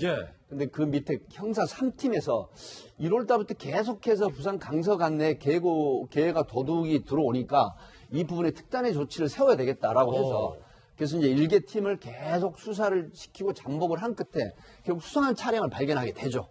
그래서 그 번호를 식별을 하고 이제 잠복을 하고 있는 중에 새벽 5시에 이게 말하자면 이 곳이 수용이 된 곳입니다. 부산의 그 모 공사 현장인데 그래서 그 개가 있는 곳에 잠복을 하고 있는데 마침 5시경에 이 방금 말씀하신 사실 저는 이제 이 농약 얘기를 안 하려고 했습니다.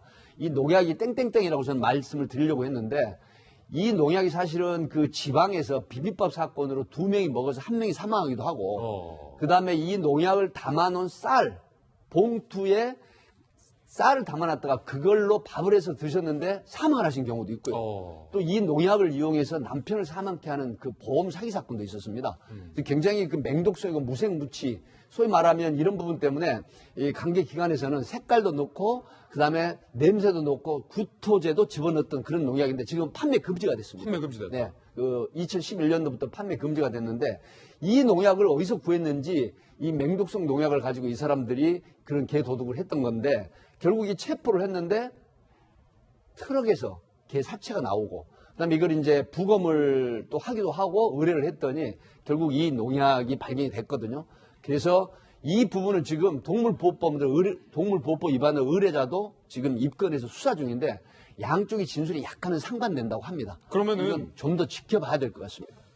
캣맘, 그러니까 고양이를 기르는 여성이 청부해서 여성의 청부를 받고 개들을 죽였다. 네. 현재 수사팀이 이렇게 파악하고 있다는 그렇습니다. 것이죠. 현재는 이제 그 동물보호법 위반으로 입건을 하면서 왜 그런 의뢰를 했느냐라고 추궁을 했더니 이 60대 여성 의뢰인은 기르고 있는 고양이를 계속 괴롭히고 물고 하는 것이 바로 개다. 그래서 사실 우리가 예전에 보면 견원지간이란 말이 있지 않습니까? 예. 개와 고양이 서로 으르렁거리고 원수지간이다라고 해서 개와 고양이를 원수지간으로 보는데 이 의뢰인이 이런 부탁을 했다는 부분 이게 과연 팩트인지 아닌지는 좀 더 수사를 지켜봐야 될 걸로. 다만 현재는 그렇게 주장을 한다라고 합니다. 그렇군요. 강서경찰서의 관계자를 저희들이 취재했습니다. 들어보시죠.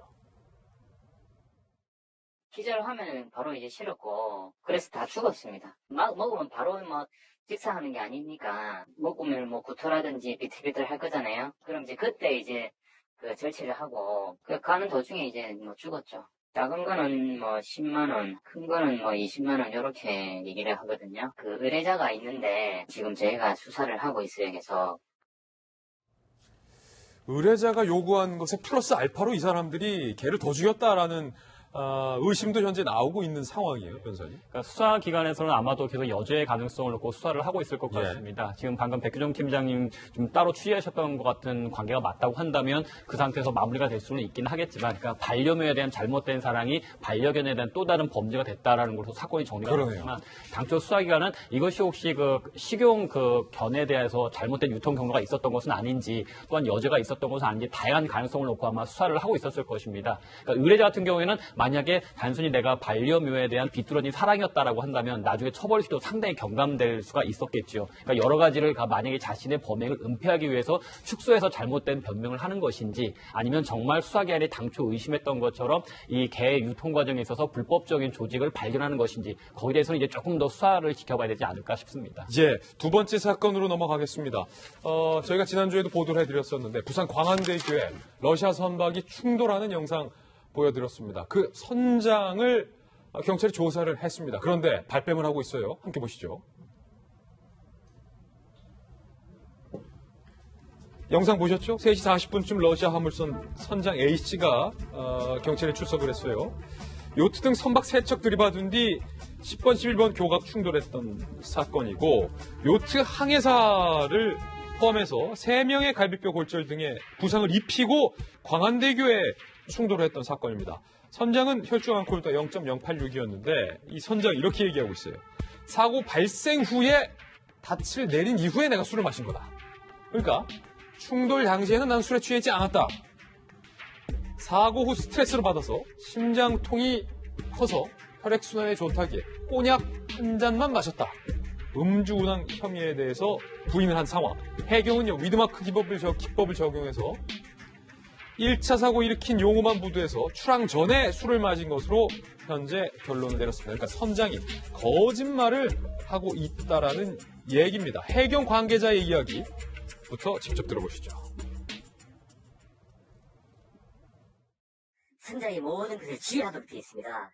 그래 지휘 행위 자체가 이제 운항이기 때문에 이제 그거를 음주운항으로 볼 수도 있다. 예, 그렇죠. 맞습니다. 예. 자기는 일단 부인을 하고 있는데 부인 영상을 보면 그런 내용이 좀 될 수 있는 부분이 좀 있긴 있더라고요.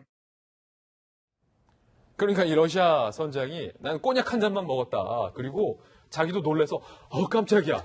내 지금 심장통 때문에 안정해. 좋아? 그럼 갖고 와봐. 하고 한 잔 마셨다. 그런데 위드마크 기법 결과 어떻게 나온 거예요? 네, 위드마크 기법으로 보면 사고 이후에 마신 게 아니고 사고 전에 마신 걸로 측정이 됐습니다. 선장의 거짓말? 네, 통상적으로 이제 선장의 거짓말 하는 거고, 지금 이게 보도에는 영장 신청이 됐는데 영장이 발부됐습니다. 발부됐군요. 네, 발부됐고요.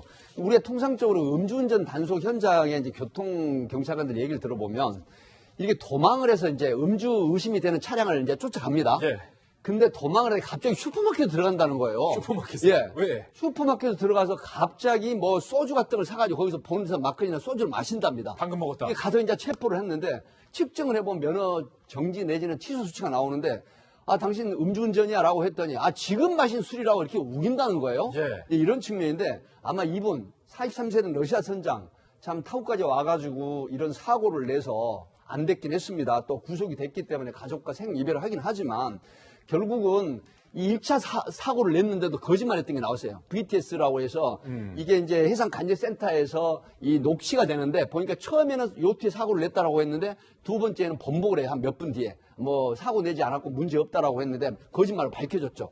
통상 이런 부분들이 이제 실질심사의 판사님이 거짓을 계속 말하고 있구나라고 해서 영장을 발부를 했는데 사실은 음주 이드마크 공식이라는 것도 100% 신뢰는 못합니다. 하지만 이 남자, 여자, 그다음에 술 종류, 시간, 그다음에 그 사람의 체중 이런 걸 계산을 해서 결국 이드마크 공식이 결론을 내는 건데 거짓으로 드러난 걸로 이렇게 밝혀졌습니다. 그 광안대교가 이제 한 달간 보수고사 공사가 예정돼 있는데 이 피해 보상을 뭐 러시아 선박 측에게 우리가 청구할 수 있는 겁니까? 당연히 청구할 수 있을 것으로 보여지고요. 보상하지 않을 경우에는 그 선박 자체를 아마 압류하는 절차가 진행이 되겠죠. 선박을 압류? 그렇겠죠. 만약에 그 선박이 그냥 떠나게 되면은 전혀 이제 조치를 취할 수 없을 테니까 일단 선박에 대해 급히 가압류를 하고 그 선적 회사와 상대로 이제 손해배상 협의가 제대로 되지 않는다고 한다면 소송을 통해서 선박에 대한 강제 집행을 진행할 수밖에 없을 것 같습니다. 그럼 선적 회사는 오히려 이제 그 물동에 대한 그 선적이 늦어지게 되고 배를 못 쓰게 되는 상당한 손해가 있으니까 빠른 시간 내에 합의에 나설 수밖에 없을 것 같습니다. 예, 취재수첩와의 두 분과 함께 이야기 나눠봤습니다. 감사합니다. 네, 이번엔 다음 순서입니다. 오늘의 핫플이 준비되어 있습니다. 오늘은 과연 어떤 분들이 핫플 4인방에 선정이 됐을지 핫플 4인방부터 바로 공개합니다. 민간 우주여행선 스페이스X 발사 성공했죠.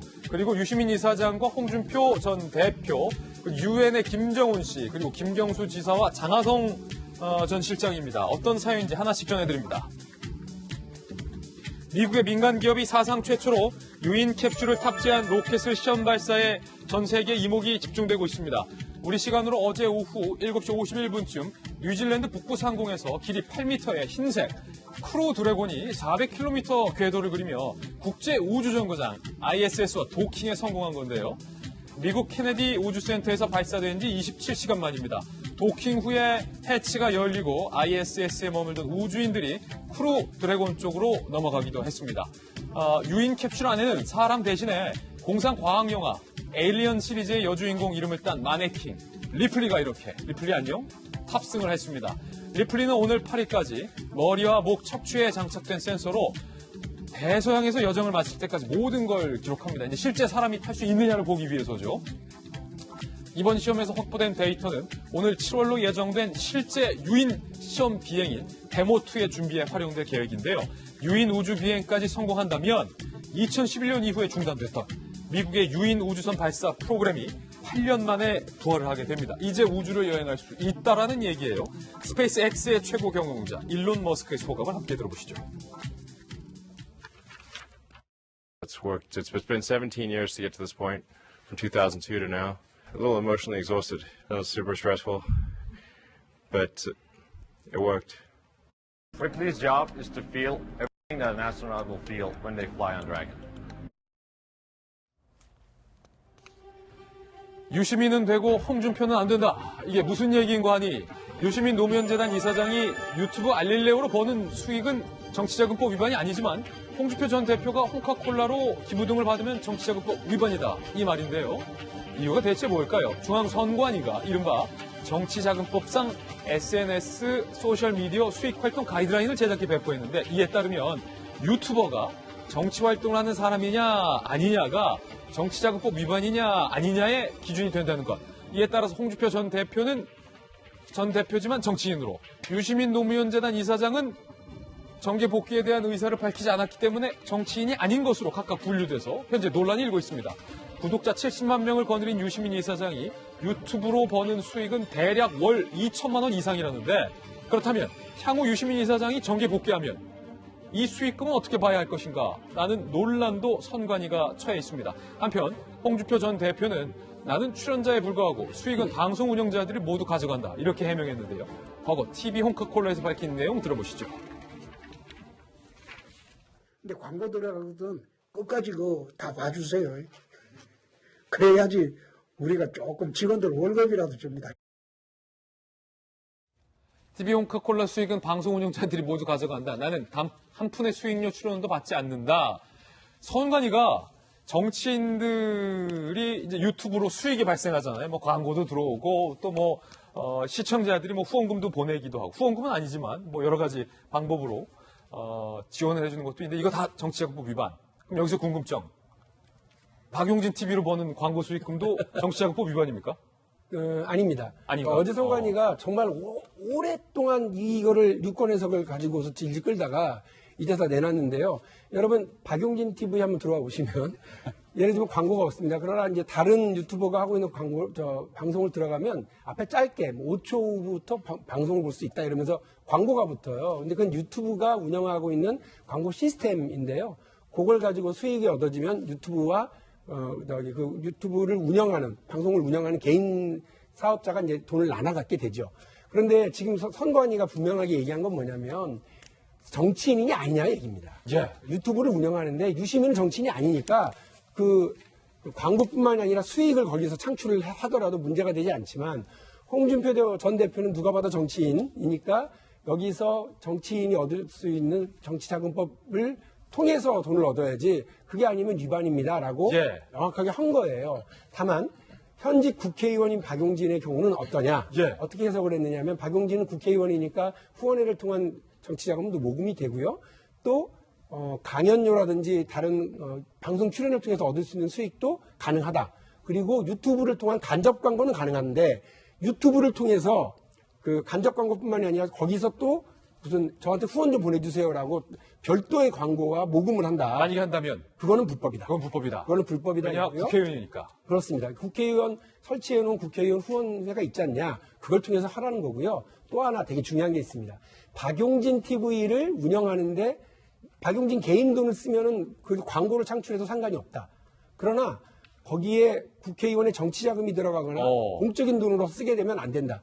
그래서 제가 생각을 해보니까 저는 박용진 TV 운영하는데 저희 직원들이 함께 하거든요. 국회의원실에 직원. 그분들 월급은 국가로부터 받으니까 저는 광고를 하면 안 되겠습니다. 예. 그래서 선관위가 아주 오랫동안 이걸 가지고 해석 별로 좀 어렵지 않았는데 질질 끌다가 이제서 제대로 해석을 내렸다 이렇게 판단을 합니다.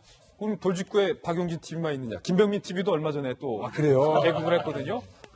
그리고 돌직구쇼 유튜브도 있으니까 많은 시청 바라는데 아니 근데 홍준표 전 대표가 정치인이니까 후원 안 된다. 이것까지는 오케이.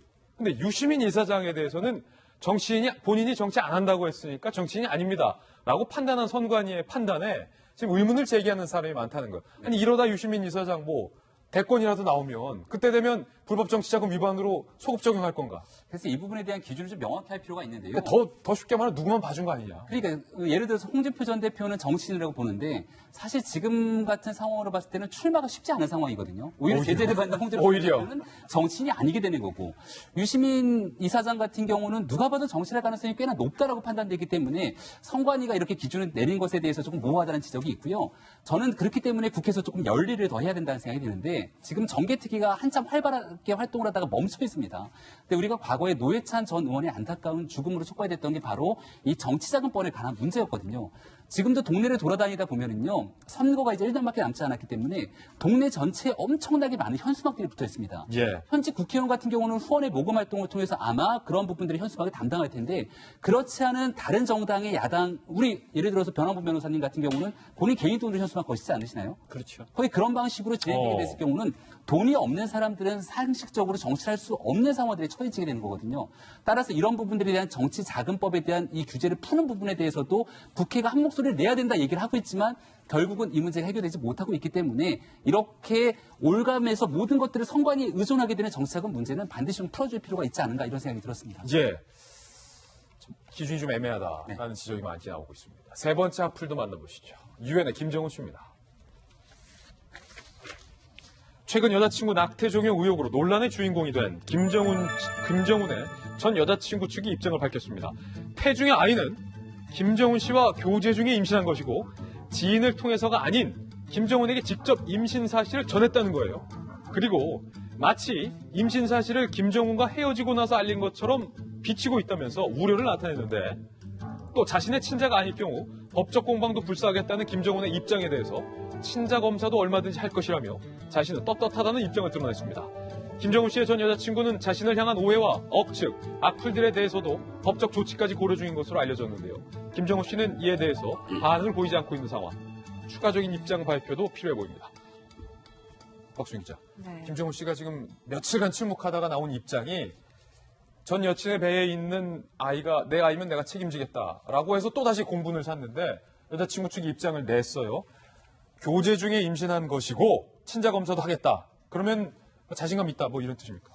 네, 지금 상황에서는 이제 그런 것으로 보입니다. 지금 양측의 얘기가 서로 많이 다르기 때문에 법적 공방으로 갔고 그래서 나는 그것도 불사하겠다라는 입장을 보인 것으로 보이는데 이번 일에서 김정은 씨가 좀 비난을 받고 있는 것은 아무래도 이 처음에 전 여자친구의 얘기가 나왔을 때 아무런 입장을 내지 않고 있다가 좀 뒤늦게 친자면 책임을 지겠다 이렇게 얘기를 하고 친자 검사를 하겠다 이런 식으로 얘기를 했기 때문인데요. 무엇보다도 어쨌든 양측이 서로 사랑했던 사이인 거잖아요. 어쨌든 그 헤어지면서 되게 안 좋은 일이 불거지면서 지금 이런 일이 생긴 상황인데 아무리 그래도 한때 사랑했던 사람인데 공적으로 친자 검사 이런 얘기를 하는 것은 여자 입장에선 굉장히 큰 상처죠. 특히 만약에 진짜 친자라고 하면 여자가 받을 상처를 좀이라도 생각하면 이런 말을 좀 공개적으로 하는 것은 전에 사귀었던 사람에 대한 예의가 아니지 않나라는 생각이 좀 들고요. 또 김정은 씨 같은 경우는 특히 타 종편에서 타 종편에서 여성과 되게 썸을 타는 연애를 하는 모습을 보여주고 있는 상황에서 또 이런 일이 더 터졌기 때문에 지금 굉장히 논란이 더 커지고 있는 것이 아닌가. 김정은 씨 측의 좀 대응이 좀 많이 미흡하지 않나라는 생각이 듭니다. 만약에 변호인 변호사님 친자 검사에서 친자로 나왔다라고 한다면 이 전 여자친구가 김정은 씨를 2차 피해 등의 혐의로 추가 고소할 수도 있는 상황입니다. 추가 고소라기보다는 결국 손해배상의 문제가 될 것이고 위자료에 있어서 좀 더 많이 참작이 될 수 있을 것 같습니다. 근데 저는 사실 이런 논란들을 보면서 김정은 씨라든가 전 여자친구를 대리하고 있는 변호사들의 입장에서 조금 의뢰인들을 절제시켜야 되지 않았을까라는 생각이 들거든요. 그러니까 사실 대부분 저도 사건을 하다 보면은 의뢰인들이 변호사한테까지 거짓말하거나 과장하는 경우가 많이 있습니다. 그러면 이제 변호사 같은 경우는 눈치를 채고 그래도 자신의 의뢰인이 너무 세간 워딩을 하지 못하도록 막아야 되는데 우리 의뢰인이 절대 저 애는 내 아이가 아니다 라는 말만 믿고 확실히 아니라고 했으니까 너에 대해서 여자친구에 대해서 법적 조치 취하겠다. 앞으로도 고소하겠다. 그렇게 해보면 오히려 자신의 의뢰인의 퇴로를 막아버리는 거거든요. 우리의 대리 입장이면 오히려 좀 의뢰인을 자중을 시키고 이 논란이 더 이상 커지지 않도록 해야 될 측면이 있는데 자신의 의뢰인이 했던 말만 믿고 이것은 확실히 김정은의 애니까 김정은 애가 아니니까 거기에 몰입돼서 너무 이렇게 강한 워딩을 쏟아내버리다 보면은 이렇게 지금 수습하기가 곤란한 상황까지 올 수가 있는 것이죠. 좀 이게 좀 절제를 해줬으면 좋지 않았을까. 네 번째 악플 사연도 소개해드리겠습니다. 바로 이겁니다. 김경수 경남도지사를 법적 구속한 성창호 서울동부지법 부장판사가 법원에 신변보호 조치를 요구한 것으로 확인됐습니다. 올해 들어 처음이자 유일한 사례. 김경수 지사의 지지 세력으로부터 지속적으로 거센 비난을 받고 있고 서울중앙지법에 급기야 조화가 배달되는 등 판사 개인에 대한 위협까지 이어진 것. 대한민국의 판사가 신변보호까지 요청을 해야 하는 상황 어떻게 생각하십니까? 여당 의원들이 이 성창호 판사를 이렇게 공격하기도 했습니다. 양승태 적폐사단이 조직적인 저항을 벌이고 있습니다. 국민의힘에 의해 제압될 것입니다. 본인의 열등감이니까 저는 부족한 논리를 오히려 앞에서 막 강설하는 느낌이 좀 들었었거든요. 한편 이번 주 후반 개각 준비를 하고 있는 청와대 차기 주중대사가 지금 논란인데 장하선 전 실장이 유력하다라고 알려지면서 자격 논란이 더해지고 있습니다. 말도 많고 탈도 많은 소득주도 성장을 주도했던 장하성 전 실장에게 특히 외교 경험이 전혀 없는 건 물론이고 중국과 이렇다 할 인연 또한 없는 장하성 전 실장에게 과연 신중을 기해야 할 중국 대사 자리가 적합하느냐 라는 논란이 현재 일고 있는 상황입니다. 박브라더스 두 분께 먼저 여쭤보겠습니다. 박정환 대변인, 두 가지 소식이에요. 성창호 판사가 신변보호 요청한 것, 그리고 원내대표인 홍영표 원내대표가 국민에 의해서 제압될 것이다라고 말하자마자 뭐 조화들 배달하고 뭐 욕설 문자를 보냈던 일이 있었던 것, 그리고 장하성 실장까지. 여러 번 얘기했지만 사실은 앞서도 사립유치원 건에 대해서 정부 대책에 대해서 오만이라는 단어를 썼는데요. 정부 여당이 뭐가 이렇게 자신 있는지 이렇게 오만한지 잘 모르겠습니다. 사법부 판단에 대해서 열등감이라는 단어까지 써가면서 저렇게 얘기를 해야 되는 건지 궁금할 수밖에 없고요. 장하성 실장 얘기해보면 좀 안타까운 면이 있어요. 장하성 실장이 사실은 소득주도 성장, 그 논란이 많았던 걸 주도해왔고, 부동산 관련해서 나 강남 살아봤는데, 살고 있는데, 뭐 강남 대목 사람들 꼭 다 살 거 있어? 라고 얘기해서 사실상 약간의 문책성 인사도 있었던 그런 분이에요. 중국하고 아무 인연이 없는 이런 사람을 이렇게 중요한 때 중국 대사로 가야 되느냐라는 생각이 하나 들고요. 최근에 청와대 인사나 뭐 개각하마평을 이렇게 들어보면 탕평까지는 아니어도 이렇게 널리 그래도 인재를 좀 구해야 이게 좋은 길로 갈 수 있을 텐데 이게 너무너무 해도 돌려막기가 심하다. 그런 생각을 지울 수가 없습니다. 예, 이게 전문 용어로 회전문이라고 하는 건데 박용진 의원님 솔직히 잘 아시잖아요. 전직 민주당 국회의원분들 중에서 정말로 중국어도 잘하시고 중국의 고위 공산당 지도부와 뭐 인맥도 많은 사람들이 민주당 내외부에 많은데 이 중국 대사 굳이 장하성 실장을 임명해야 하느냐? 우리 국민들께서 보실 때는 그래 장하성 실장이 중국어는 잘하나? 그리고 뭐 베이징 말고 어디 가봤나? 이런 것들을 궁금해하실 수 있는데 여러분 중국 공산당이나 중국 정부 혹은 시진핑 주석의 입장이 되어 보십시오. 중국말 잘해요. 중국의 문화와 중국의 친한 친구들도 많아요. 근데 대통령하고 안 친해요. 아무짝에도 쓸모없는 대사가 와서 앉아있는 겁니다. 그러니까 장하성 실장이 대통령에 친해서 그러면 임명된 겁니다. 되게 중요한 건 뭐냐면 핵심적으로 한국 정부의 내부의 이런 그 의사를 잘 전달하고 중국 지도부의 이야기를 한국 정부에 잘 전달할 수 있는 사람이 필요한 거예요. 메신저. 그렇습니다. 우리 예를 들면 이제 중국 대사가 왔는데요. 한국말 잘해. 그리고 뭐 예를 들면 한국 노래도 되게 잘해요. 그런데 중국 지도부를 하나도 안 친한 사람이 왔어요. 뭐 그러니까 중국에 아무런 내부 망도 없어요. 그거 어디다 씁니까? 그 중국 대사 같이. 못 쓴다. 그렇습니다. 그렇기 때문에 저는 그 이전에 이명박 정부 시절 우리 박정환 대변인이 청와대 계실 때에도 그쪽 나라 말도 못하는 사람이 간 경우가 많아요. 예, 대사로. 그러나 이명박 대통령의 의중을 잘 전달할 수 있는 사람이라고 정부에서 임명하면서 발표를 했던 걸로 기억을 하고요. 그런 의미에서 너무 또 이렇게 자꾸 흔들면 아웅수를 놔야 되는 입장에서 심란합니다. 뭐만 하면 흔든데. 네, 맞습니다. 그렇습니다. 양쪽의 입장 들어봤습니다. 근데 갑자기 궁금한 건 그 대통령 친한 사람 중에 중국통은 없는 건가? 60초 광고에 저희는 돌아오겠습니다. 잠시 후 힐링 뉴스에 만나보시죠. 치매를 앓고 있는 어머니, 그리고 딸을 알아보지 못하는 어머니, 그 엄마와 딸이 한 차에 탔습니다. 미국 동부 메인주에 사는 MJ 그린트 모녀의 영상입니다. 함께 보시죠.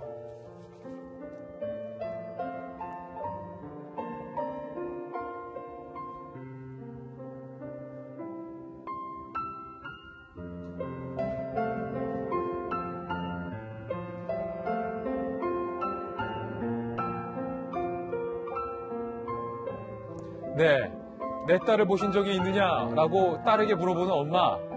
그런데 딸임을 순간적으로 인식을 하고 포옹을 하던 이 장면이 공개되면서 치매의 청각장애까지 잃고 있는 엄마가 딸을 알아본 이 장면에 많은 분들이 지금 감동을 받고 있습니다.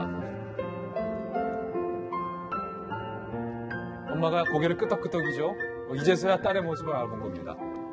치매가 이제는 많은 현대 중년들이 가장 두려워하는 질병이라고 꼽히고 문재인 대통령이 치매에 대한 대책까지 국가가 세우겠다라고 밝힌 만큼 이 치매 인구가 점점점 늘고 있다고 합니다. 그럼에도 불구하고 그 치매를 이긴 모녀지간의 이 정 다시 한번 강하게 확인할 수 있었던 감동의 순간이라 오늘 힐링 뉴스로 준비해봤습니다. 네, 월요일 아침 저희들이 준비한 소식 모두 다 전해드렸습니다. 저희는 내일 아침 9시 15분에 더욱더 풍성한 소식들과 여러분께 인사드리겠습니다. 오늘 하루는 분명 어제보다 나을 겁니다. 좋은 하루 되십시오. 고맙습니다.